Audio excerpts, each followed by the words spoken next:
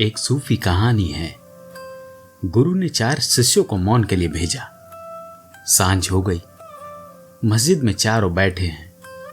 दिया नहीं जलाया किसी ने।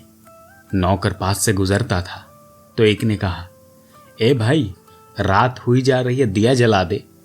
अब दूसरे ने कहा कि तुम बोल गए और गुरु ने बोलने से मना किया था।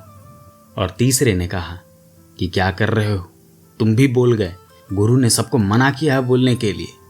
और चौथे ने कहा, हम ही ठीक हैं, हम अभी तक नहीं बोले। बोलने में एक विस्मरण है। यह कहानी तुम्हें हंसने जैसी लग सकती है। कहानी तुम्हारी ही है, ऐसा नहीं है किसी और की है। तुम चुप बैठो तब पता चलेगा कि बोलने का कितना मन होने लगता है।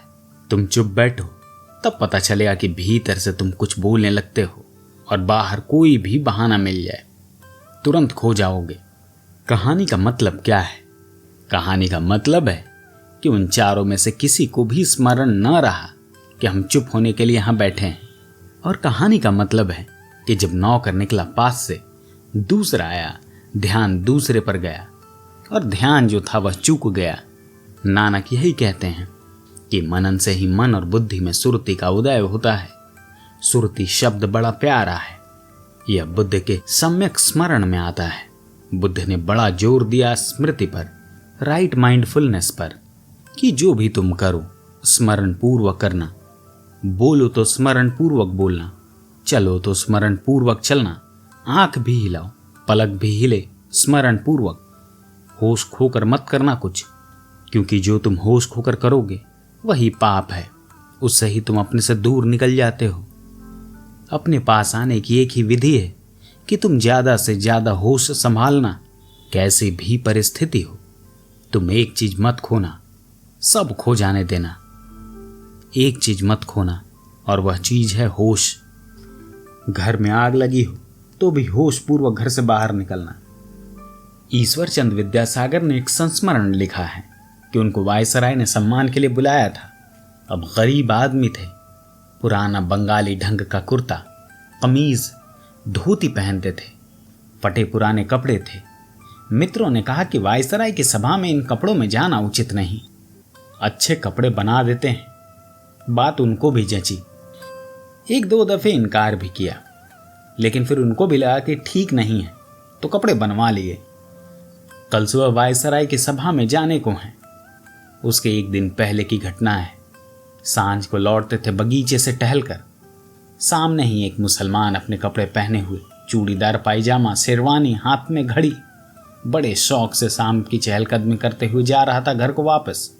एक आदमी भागा हुआ आया उसके पास और उसने कहा कि मीर साहब, आपके घर में आग लग गई, जल्दी करिए। लेकिन वह वैसे ही चलता रहा। चाल में जरा सा फर्क ना आया, जरा सा भी नहीं। जैसे नौकर आया ही नहीं, जैसे नौकर ने कुछ कहा ही नहीं, जैसे कुछ भी हुआ ही ना हो। वह जैसा था ठीक वैसा ही रहा। सुर जरा भी ना बदला उसका। नौकर समझा कि शायद मालिक ने सुना नहीं, क्योंकि आग लगने का मामला है। उसने कहा कि आप समझे या नहीं, सुना आपने या नहीं, किस विचार में खोए हैं? मकान में आग लग गई है। नौकर कप रहा है, पसीना पसीना है, बड़ा उत्तेजित है। और नौकर है, उसका कुछ भी नहीं जल रहा। और उस मुसलमान ने कहा कि सुन लिया, लेकिन मकान में आग लग गई, इस वजह से क्या जिंदगी भर की चाल बदल दें? आते हैं, चलो। ईश्वर चंद उसके जस्ट पीछे ही थे। उन्होंने सुना तो बड़े हैरान हुए। तो उन्होंने भी सोचा कि जिंदगी भर के कपड़े बदले वायसराय के लिए। और यह एक आदमी है, वह वैसे ही। पीछे गए उसके, देखे कि यह आदमी अनूठा है। वह आदमी वैसे ही गया जैसे वह रोज जाता था।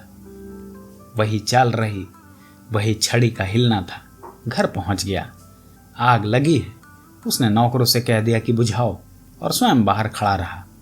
सब इंतजाम कर दिया, लेकिन उस आदमी में रत्ती भर कोई फर्क नहीं है। ईश्वर चंद्र ने लिखा कि मेरा हृदय श्रद्धा से झुक गया। ऐसा आदमी तो मैंने नहीं देखा था। यह किस चीज को संभाल रहा है?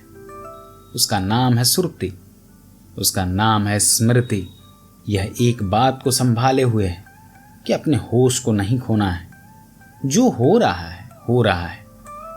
जो किया जा सकता है वह कर रहे हैं, जो करने योग्य है वह किया जाएगा, लेकिन स्मृति कभी खोने योग्य नहीं है।